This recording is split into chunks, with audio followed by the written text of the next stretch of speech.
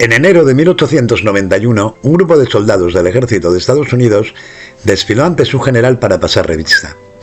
Aunque el escenario era un valle de Dakota del Sur azotado por el viento y aparentemente vacío, la ocasión era festiva. Una compañía tras otra desfilaron, observadas únicamente por su general y pequeños grupos de personas a las que acababan de someter. Apenas unas semanas antes, 500 de estos hombres habían masacrado al menos a 300 hombres, mujeres y niños Lakota. 20 de los soldados pronto recibirían la Medalla de Honor, la más alta y prestigiosa condecoración del ejército americano por sus acciones en Wood Ken. Más de un siglo después, legisladores y activistas están pidiendo al presidente Joe Biden que revoque las medallas concedidas a los soldados que participaron en la matanza.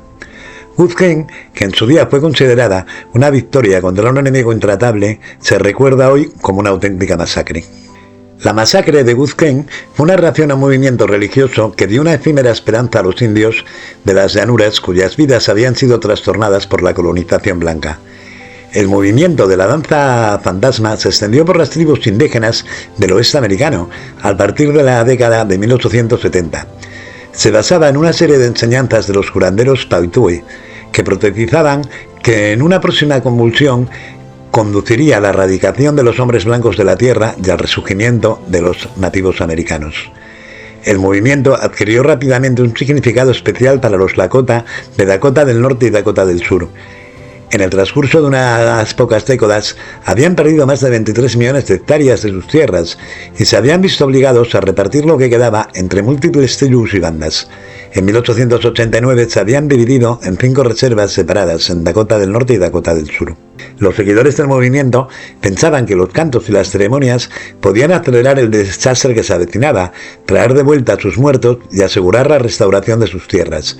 Los creyentes Lakotas llevaban camisas especiales que repelían las balas, mientras que algunos experimentaban un estado hipnótico provocado por las canciones repetitivas y las danzas circulares en masa que compartían los seguidores. Pero las esperanzas de los Ghost Dancers se encontraron con el temor de los colonos blancos, que temían que los rituales incitaran a la violencia contra ellos. El agente federal indio Daniel Roger, apodado en broma Joven con miedo a los indios por los Lakota, era uno de ellos. En diciembre de 1890, Roger envió un telegrama desesperado desde la reserva de Pine Ridge, en la región de Badlands, en Dakota del Sur, a sus jefes de la Oficina de Asuntos Indios en Washington. La carta, el telegrama, decía: los indios están bailando en la nieve y están salvajes y locos. Necesitamos protección y la necesitamos ya. Las autoridades estadounidenses de las otras reservas Lakota también estaban preocupadas por el adepto más destacado de la danza de los fantasmas, que no era otro que el jefe Toro Sentado, que en el año 1876 había liderado la ofensiva contra el ejército americano y contra el teniente coronel George Armstrong Custer en la batalla del Peppy-Hor, conocida popularmente como la última batalla de Custer, en la que Custer y todos sus soldados murieron. Aunque técnicamente era un prisionero de guerra retenido en la agencia Standing Rock en Dakota del Sur, Toro Sentado había recibido un permiso especial para viajar por el país como artista, sobre todo con el espectáculo del salvaje oeste de Buffalo Bill, en 1885. Pero cuando Roger telegrafió a sus jefes en 1890, Toro Sentado estaba de vuelta en Standing Rock y había indicado que permitiría que los danzantes fantasmas se reunieran en su campamento. Convencido de que el movimiento suponía una amenaza para los blancos, el ejército americano prohibió las ceremonias de la danza de los fantasmas en todas las reservas en diciembre de 1890 y comenzó a reunir tropas por toda la región. En un principio, el gobierno federal había planeado que Buffalo Bill intentara convencer a Toro Sentado de que obligara a los bailarines a retirarse. Pero Buffalo Bill fue interceptado en el camino por los oficiales del ejército y se le ordenó dar media vuelta. El ejército americano planeó arrestar a Toro Sentado en su lugar. El 15 de diciembre de 1890, unos 40 policías nativos americanos empleados por la agencia india se reunieron con Toro Sentado y intentaron detenerlo. Cuando se resistió, estalló una escaramuza y Bull Heath, el teniente de la policía, disparó y mató a Toro Sentado. Parte de la banda de Toro Sentado huyó por la noche y se dirigió a reunirse con el hermanastro del jefe asesinado, el jefe Alfred Machado, en otra reserva. Convencidos de que las tropas federales matarían a más jefes, Alfred Machado y sus aliados se dirigieron al sur, a Pine Ridge, en busca de protección, pero el tiempo y las enfermedades ralentizaron su marcha. El 28 de diciembre se encontraron con tropas del ejército, que les dijeron que se dirigieran a Buchan King.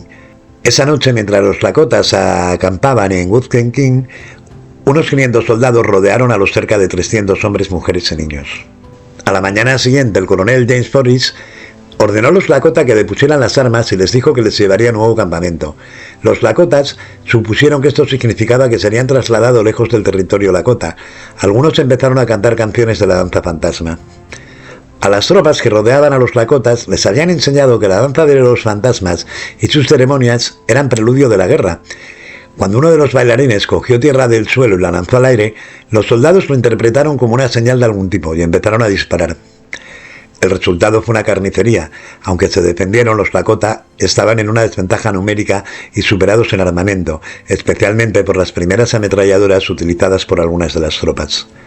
Cuando cesó el tiroteo unas horas más tarde, había cadáveres por todas partes. La mayoría, incluidos bebés y mujeres, habían recibido disparos a corta distancia. Algunos de los Lakota muertos fueron encontrados hasta 5 kilómetros de distancia del campamento, donde habían sido perseguidos los pocos que huyeron. El ejército americano recuperó sus propios muertos, pero dejó que las víctimas Lakota se congelaran durante la ventisca de 3 días que siguió. Antes de arrojar los cuerpos congelados a una fosa común, muchos soldados desnudaron a los Lakota, guardando sus camisas fantasma como recuerdo.